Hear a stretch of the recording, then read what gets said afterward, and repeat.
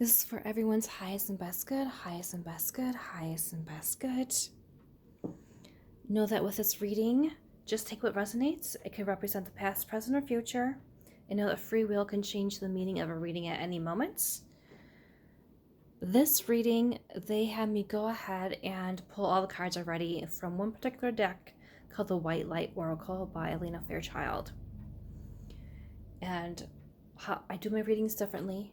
I like to do them in a circle, and I incorporate crystals, herbs, and Reiki stones. And this might be an extended version where you pay for the second half on my website, or it might be a full free session. I don't know until I'm going along. But the paid version helps to support this channel. Basically, it's a business for me. So I always appreciate that help and support. Okay, so with the White Light Oracle, this is by Elena Fairchild, and enter the luminous heart of the sacred. And there is something very majestic, but also very like reverent and sort of like almighty feeling with this deck here. And it being all in white, and looking at the stones in the forehead, the crown, well, it's not quite the crown area, but over the heart here. So I feel like this is message might have something to do with tuning into the heart and the third eye chakras, and then the higher up realms and connecting all to it. I might be referencing her guidebook at times just because this seems to be a very specific reading.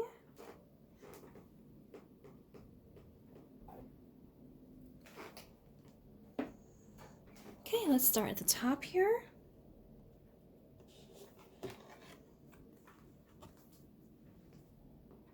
We have Thetia of Venus, and it's number 25 or 7. The first thing I think about when I look at this card is somebody is like asleep in a very like relaxed position, like completely out, and sort of like how you fell asleep is the position that you're sleeping in. And I just saw 2, 3, 4. And I find myself being very burpy at the moment, so maybe there's something with that for you. Maybe your digestion is off. And she's like holding her hands together here. It's sort of like she's imagining in her sleep what her life is going to be like, what her life is like, and how she wants it to be here. And there's like this texture throughout her skin. There's like really no end from where her hair is into the waves and texture of her skin here. So it's all like one complete sculpture. Like it's like you're sculpturing and creating what your life wants to be like in your sleep here.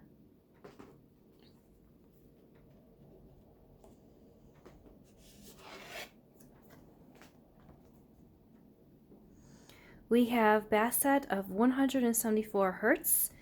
This looks like a cat with the 3 crystals here along from the third eye and higher consciousness connection, probably from the crown and up.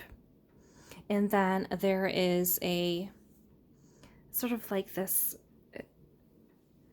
almost like a crystal. It almost reminds me like a snow quartz over the chest here. And we have number 13.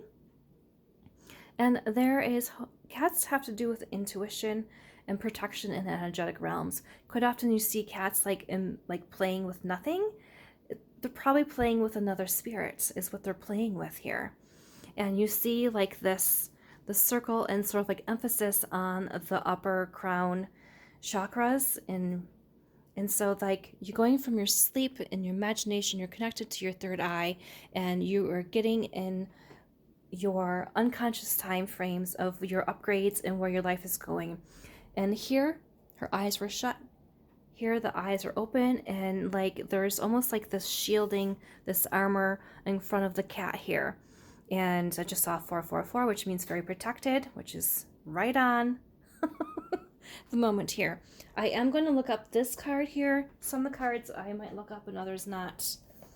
So You've been moving so fast for so long that you're not realizing how wound up you've become. And like it shows that even in the sleep here, like she's not like completely relaxing. Gently unwind now to drop into a deeper, slower healing rhythm, and you'll restore your body, mind, and soul. Things which seem too difficult right now shall soon seem very manageable and even pleasurable to accomplish. The healing energy of 174 hertz is known as the pain relieving frequency. And in some ways, it looks like she's like holding areas of her body that do not feel good.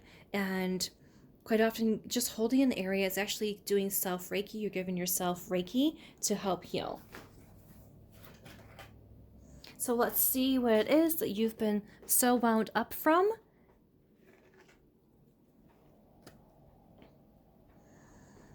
And we have Gardura Sabanara. Looks like a hawk here, and the emphasis is on the hawk here. And it almost reminds me in some ways of Goddess Isis head form. And Goddess Isis is definitely about protection and imagining what has been broken back into existence in life again, and being truly connected to your intuition and creating your own life. And it's the goddess of fertility and where you want your life to go. We have number 42 here. And you might be going like with the white light. You might be in your 40s and where your hair is turning a different color, and you might be like, where's my life going? So many people talk about midlife crisis. It's more like midlife awakening, to be honest, because it's in your 40s that your last, like the crown chakra has become fully formed and you're really connected to your higher consciousness. We've been sold by society that your life is done in your 40s. Actually, that's when we're really beginning. That's when you're truly starting to understand yourself. That's when a lot of like bringing up children and empty nests and all that stuff is happening, and you finally get to do you. So there is this profound like letting go of the tension and discovering yourself and self-healing. We have telepathy of Terra Mater. So number 36 here, and you can see she's like really tapping into her third eye here and really tapping into that intuition and inner knowing. And here she has her eyes are open and she's really seeing what has been the difference between the pain that you're in and shifting out of what you've been so tightly holding onto, and really opening up your eyes and creating and seeing things differently from a different perspective. That's also what the bigger birds are about, is higher, flying higher and seeing things from a truly different perspective.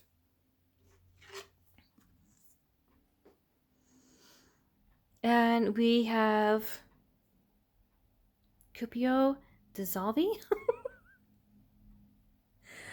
We have another lady here, and she's totally lost in thought here. Here she looks like, you know, she's not quite relaxed, but here she is. So we're going deeper in. We are discovering self, seeing things from a different perspective, truly looking into our intuition and finding out what is like all these swirls here and all this crafting of oneself and creating oneself. And she has like the embers coming up here through her heart chakra. And I'm going to look this one up a little bit. Number 2.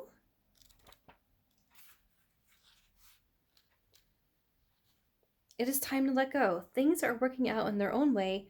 Trust that your heart is wise and leading you on a soul healing journey in the right spiritual path. Spirit wants to bring you a blessing and a resolution, but you must let go and allow it to happen. Events are unfolding according to a bit higher plan. Even if your plans are going awry, know that all will come together at the right time and in the best way possible. Surrender your struggle and hold on to your faith, which is what we're sort of picking up on throughout this whole reading. And I love how readings confirm themselves. Oh, and another thing I want to say about the back of these cards are the wolf.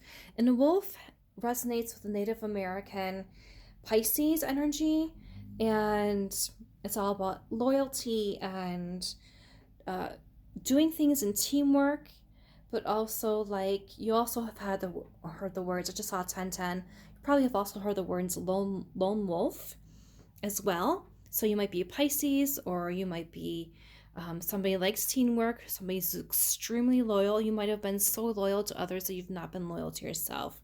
And it's time to really step into knowing yourself.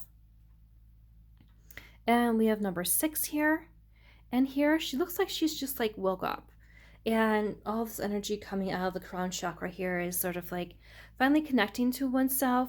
And there's this, I almost feel like this is somebody who's in their 40s, really, with this white hair and sort of waking up to themselves. And really, the chakras are really have like come together and are waking you up. Sometimes we get woke up from our chakras from the inside out, and it affects our life, and we're like, what happened? And we try to physically nail down like our hormones and perimenopause or menopause and stuff like that. I just saw 1111, but it's actually like our chakras are really coming into alignment and letting us know who we are. And we have Shaknina. Not sure what that means. Number 6 here. The spiritual worlds want you to help you resolve your worldly concerns. It's safe for you to rely on spirit as a loving, protective, helpful, and practical presence, able to positively affect all areas of your life, including facilitating the resolution of physical problems. That's what we started here. Her holding herself in physical pain and awakening from the spiritual. Do not limit your spirituality to concepts. Instead, apply your higher knowledge and principles, grow your wisdom, and live your path. So by the time you're in your 40s, you have had a lot of conditions and beliefs that have been deeply embedded in you, and you've also come to understand that they no longer work for you. And you're like, I am done. It is time to let go. These are not working for me. And usually you just reach sort of like this done feeling. Acknowledge your value as a person, as a soul. Treasure the gift of your path and let your spirituality integrate with all facets of your life. So this is a great awakening. I feel like you have come into a great awakening in where you're going with your life. I absolutely love this message, and I'm going to stop this message here, and you can get the extended version on my website. The link is in the description, and it is, yes, a paid version. And I greatly appreciate your support with that. And I absolutely love this message. I think it's very beautiful. And let's continue over there.